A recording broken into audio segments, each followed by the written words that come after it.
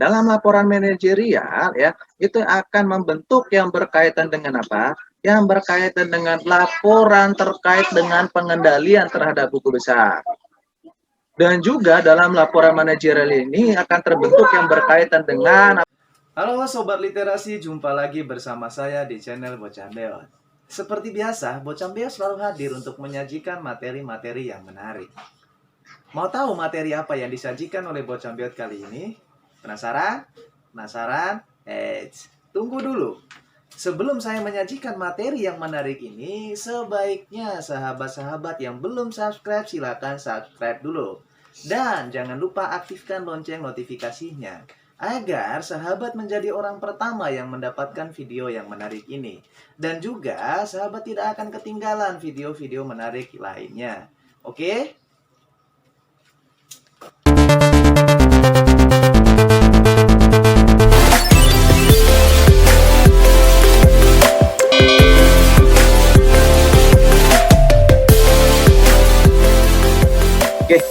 Assalamualaikum warahmatullahi wabarakatuh. Waalaikumsalam warahmatullahi wabarakatuh. Waalaikumsalam warahmatullahi wabarakatuh. Materi hari ini adalah terkait dengan siklus buku besar dan pelaporan. Apa yang harus kita pelajari hari ini? Ya, apa yang harus kita pahami untuk hari ini? Yang jelas yang perlu kita pahami hari ini terkait dengan bagaimana kita mengendalikan ancaman,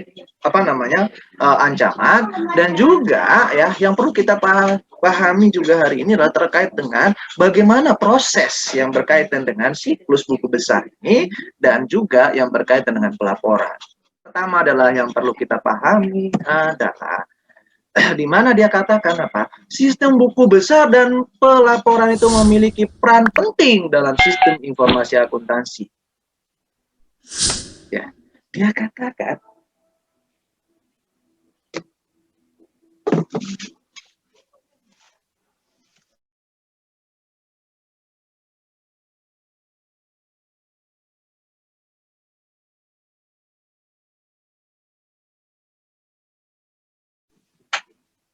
Oke, teman-teman, ya, saya lanjut, ya. Baik, ya. Di mana dia katakan gini, teman-teman, ya. Sistem buku besar dan pelaporan itu memiliki peran penting dalam sistem informasi akuntansi. Nah, peran penting apa yang dia berikan dalam sistem informasi akuntansi?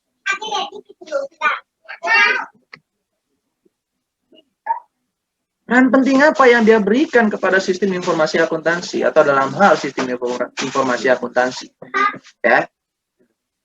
Peran penting dalam hal ini adalah yang berkaitan dengan sistem akuntansi. Yang kedua dia katakan dalam siklus buku besar dan pelaporan ini kita akan memahami terkait dengan fungsi utamanya adalah apa? Untuk mengumpulkan dan mengatur data yang bersumber dari apa? Yang bersumber dari bendahara penyedia informasi mengenai apa? Mengenai aktivitas pendanaan dan investasi. Dan dari Departemen Anggaran yang menyediakan jumlah anggaran dalam satu periode akuntansi. Dan yang ketiga adalah dari apa? Dari controller yang menyediakan jurnal penyesuaian. Nah, kalau kita melihat, kita kan sudah jelas dari bendahara yang menyediakan apa? Informasi mengenai aktivitas pendanaan dan investasi. Nah, pertanyaannya adalah, ya, di mana tadi dia katakan informasi mengenai aktivitas pendanaan dan investasi? Pertanyaannya adalah dalam bentuk atau dalam berupa apakah bendahara itu memberikan informasi mengenai aktivitas pendanaan dan investasi? Dalam bentuk apa?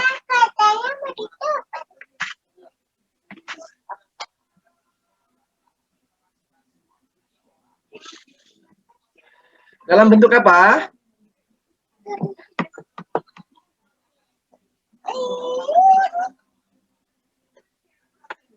Dia katakan di situ adalah bendahara menyediakan informasi mengenai apa?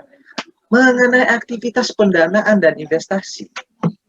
Yang kedua dikatakan apa? Departemen Anggaran yang menyediakan jumlah anggaran. Ya, kalau departemen menyediakan anggaran itu pasti setiap departemen itu setiap awal tahun atau awal tahun itu dia akan melakukan apa? Menyusun anggaran, ya, menyusun anggaran, ya, atau budgeting. Yang dimana anggaran ini akan menjadi suatu patokan atau suatu standar yang dapat digunakan untuk apa? Untuk menilai suatu kinerja dalam satu periode akuntansi.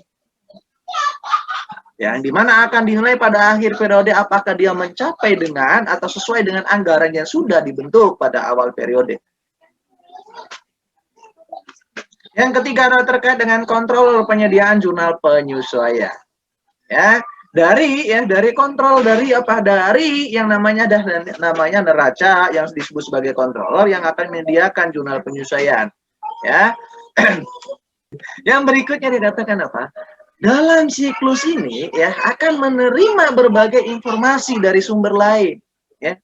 Dia akan menerima semua informasi ya dari berbagai sumber, ya. Selain dari yang sudah disebutkan di awal. Yang pertama adalah terkait dengan informasi mengenai transaksi reguler. Nah, transaksi reguler ini yang berupa apa? Ada siklus pendapatan yang sudah kita pelajari sebelumnya. Ada siklus pengeluaran yang juga kita sudah pelajari. Ada juga yang namanya sistem produksi yang kita pelajari dalam siklus produksi. Yang berikutnya adalah dari mana? Dari informasi akuntansi biaya. Nah, akuntansi biaya ini juga teman-teman sudah pelajari dalam mata kuliah akuntansi biaya. Dan juga apa? Dan juga dari sistem persediaan. Yang kedua dia katakan informasi yang mengenai kegiatan operasi ya dan pendanaan. Nah, kegiatan operasi dan pendanaan ini yang berhubungan dengan pengeluaran kas ya atau juga penarikan obligasi dan apa saham. Ya, kalau terkait dengan pengeluaran kas saya tidak mempelajari lagi karena sudah kita mempelajari di siklus pengeluaran. Ya. Yang kedua adalah terkait dengan penarikan obligasi dan saham. Saya juga tidak akan menjelaskan terkait dengan penarikan obligasi dan saham karena sudah ada di mata kuliah akuntansi lanjutan. Ya. Setelah kita mempelajari terkait dengan informasi yang lain yang dapat kita terima dalam hal siklus buku besar dan pelaporan ini, maka selanjutnya yang perlu kita pelajari adalah terkait dengan apa aja aktivitas pokok yang ada dalam siklus buku besar ini, ya, atau bagaimana prosesnya, mulai dari mana, gitu kan ya, mulai dari mana. Nah, yang pertama adalah berawal dari yang berkait dengan memperbaharui atau yang namanya pemutahiran data buku besar. Itu yang pertama. Ya. Itu yang pertama. Dalam hal pembaruan buku besar di sini ya kita akan lihat, saya akan menunjukkan kepada teman-teman secara gambar atau secara flowchart sederhana yang menunjukkan bagaimana proses pembaruan yang berhubungan dengan buku besar. Nah, karena dalam proses pembaruan buku besar ini ada dua informasi yang akan bersumber, yaitu ada yang bagian dari apa? Dari bagian subsistem akuntansi dan juga dari bagian bendahara.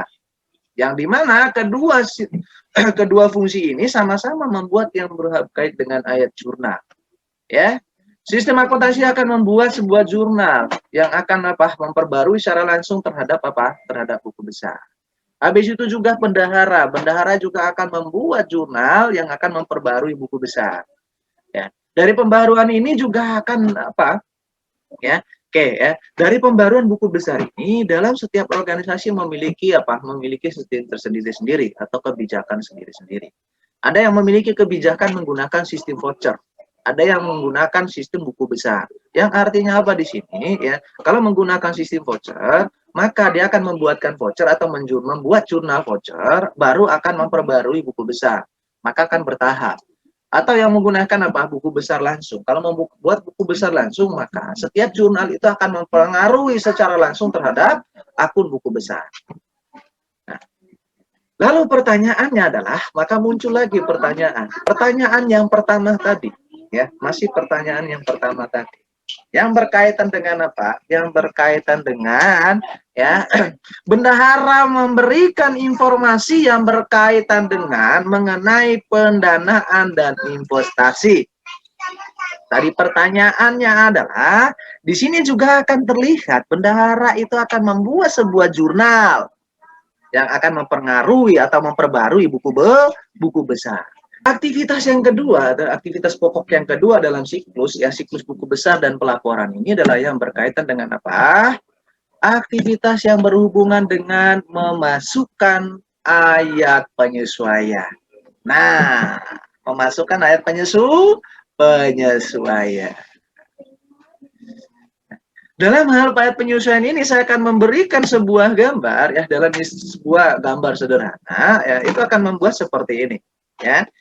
Akan alurnya seperti ini ya, ada sistem voucher jurnal atau jurnal voucher, ada jurnal penyesuaian, ada laporan keuangan, membuat laporan keuangan, ada neraca saldo penyesuaian, ada masukan ada jurnal penyesuaian dan kontrol. Berikutnya adalah terkait dengan laporan posisi keuangan.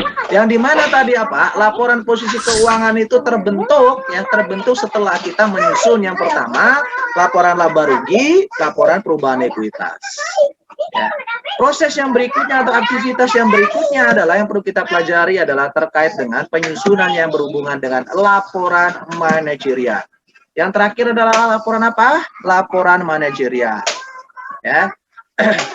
Dalam laporan manajerial ya, itu akan membentuk yang berkaitan dengan apa? Yang berkaitan dengan laporan terkait dengan pengendalian terhadap buku besar.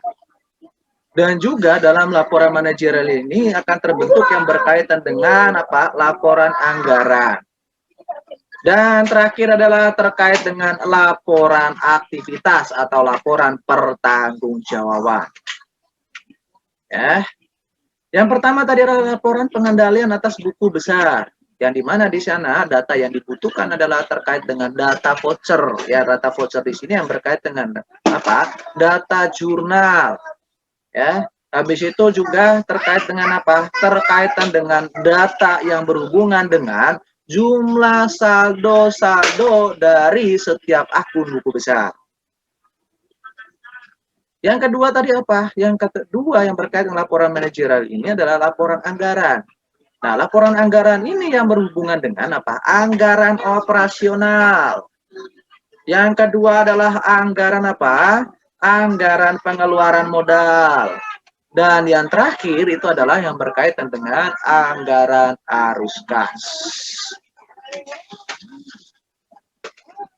Nah, yang berikutnya tadi apa? Yang berikutnya tadi terkait dengan apa? Laporan pertanggungjawaban. Laporan pertanggungjawab ini akan melaporkan hasil apa? Hasil keuangan ya yang mendasar yang akan memberikan informasi yang secara jelas kepada entitas atau kepada organisasi dalam hal apa? Dalam hal kinerja keuangan. Sehingga dapat digunakan sebagai apa? Sebagai keputusan strategis atau dapat digunakan sebagai informasi dalam hal pengambilan keputusan strategis. Itu. Ya, setelah kita memahami yang berkaitan dengan aktivitas pokok, maka selanjutnya yang perlu kita pahami adalah apa? Yang berkaitan dengan apa sih gunanya kita mempelajari atau kita memahami yang berkaitan dengan aktivitas pokok ini, atau apa tujuan utamanya kita ya membuat sebuah sistem atau membuat sebuah ya prosedur yang berhubungan dengan aktivitas pokok yang berhubungan dengan sistem buku besar dan pelaporan ya. Tujuannya jelas adalah pasti apa yang berkaitan dengan tujuan pengendalian. Ya, itu sudah pasti. Ya, pastinya adalah tujuan pengendalian.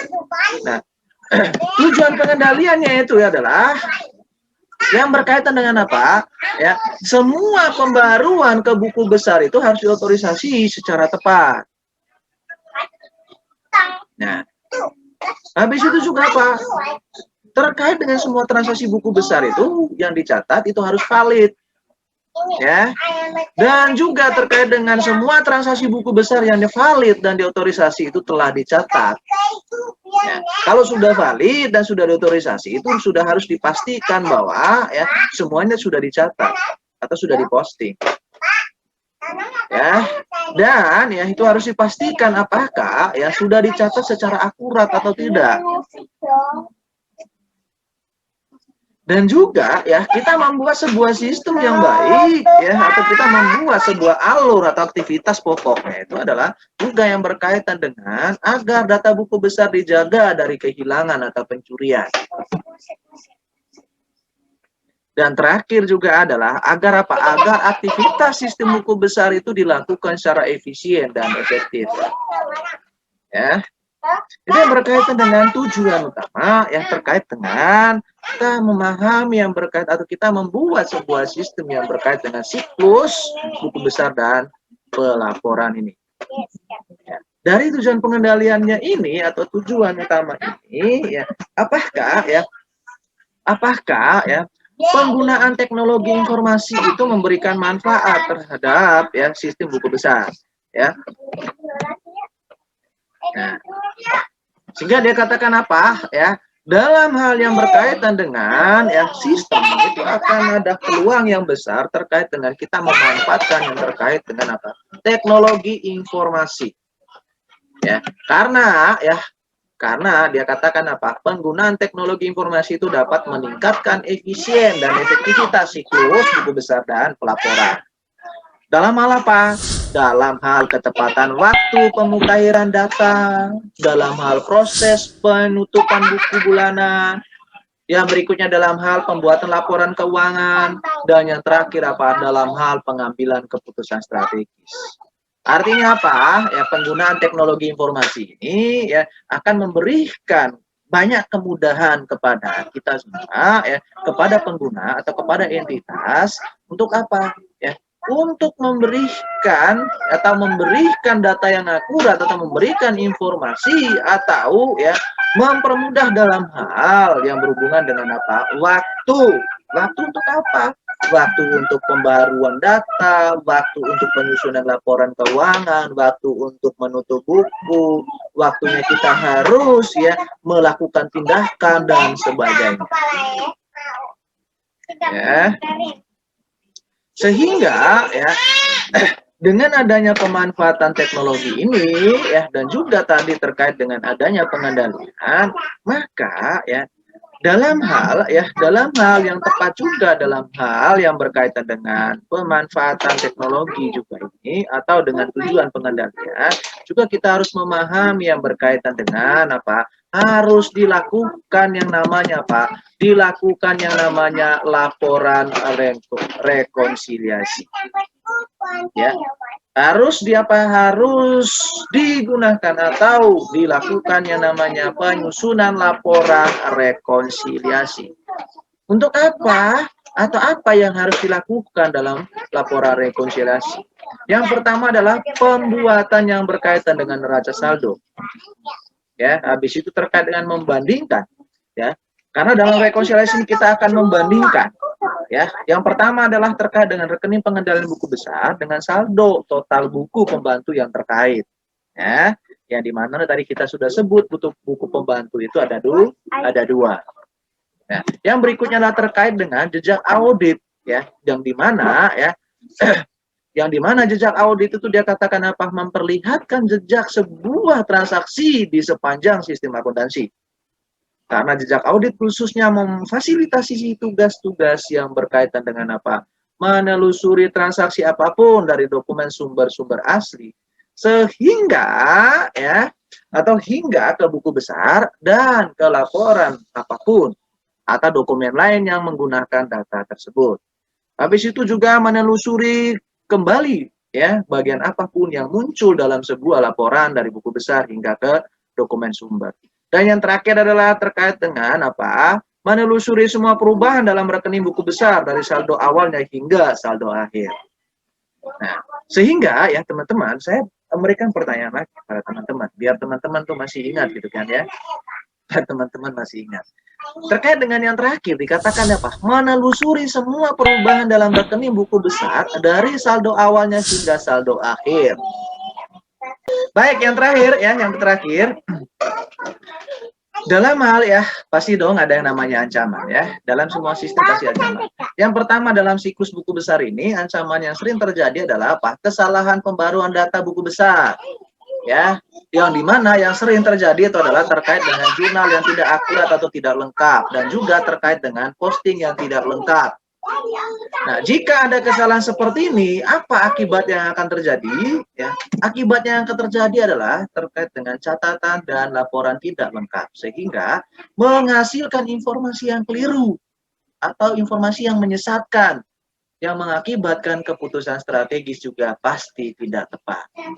Lalu pertanyaan adalah bagaimana langkah pengendaliannya? Nah, dalam hal ini adalah langkah pengendaliannya adalah melakukan pengawasan edit terhadap input dan pemrosesan. Dan juga adalah terkait dengan melakukan rekonsiliasi dan pelaporan kontrol. Ancaman yang kedua adalah terkait dengan hal ini adalah akses ke buku besar yang secara tidak sah. Sudah jelas dong kalau sudah melakukan akses yang tidak sah maka mengakibatkan kehilangan data yang penting, dan juga buku besar juga tidak akurat, dan juga pencurian itu pasti tidak akan terdeteksi. Nah, jika akibatnya seperti ini, maka kita harus melakukan langkah pengendalian. Nah, bagaimana pengendaliannya atas kehilangan data atau yang berkaitan dengan akses buku besar secara tidak sah? Pengendalian yang pertama adalah pengawasan akses. Kita harus mengawasi setiap orang yang mengakses ke dalam buku besar. Ya, dan juga adalah terkait dengan kita harus ya mengikuti yang berkaitan dengan atau menggunakan atau memanfaatkan yang berkaitan dengan apa? Jejak audit yang memadai. Dan yang terakhir adalah terkait dengan apa? Ancaman terhadap kerusakan data buku besar. Nah, ancaman terhadap kerusakan data buku besar ini adalah kehilangan data, kehilangan aktiva. Nah, kehilangan aktiva ini yang sering kali atau yang sering muncul itu adalah yang berkaitan dengan apa? Penyalahgunaan kas. Ya, penyalahgunaan kas. Nah, bagaimana prosedur pengendaliannya atau langkah pengendalian yang tepatnya adalah terkait dengan harus ya, jika yang berkaitan dengan kerusakan itu harus melakukan apa? Backup. Ya, harus menyimpan data itu data yang berganda. Ya, harus ada data apa? Harus di backup semua data. Habis itu juga harus membuat jadwal yang berhubungan dengan pemulihan kerusakan atau yang disebut dengan apa? Jadwal maintenance. Harus dilakukan apa? Maintenance secara kontinu terhadap apa? Terhadap semua sistem yang digunakan.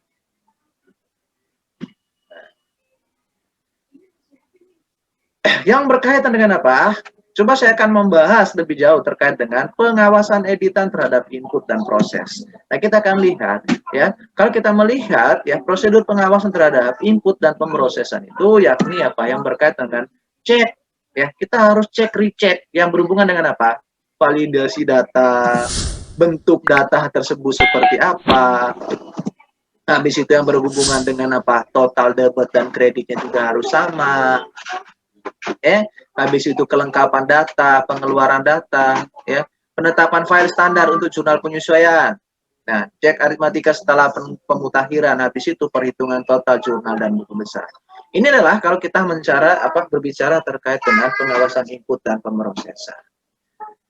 Baik teman-teman, yang terakhir yang perlu saya sampaikan kepada teman-teman adalah inilah ya materi terakhir yang perlu saya sampaikan di pertemuan hari ini. Oke, teman-teman, itulah materi-materi yang menarik yang disajikan oleh Coach Ambel.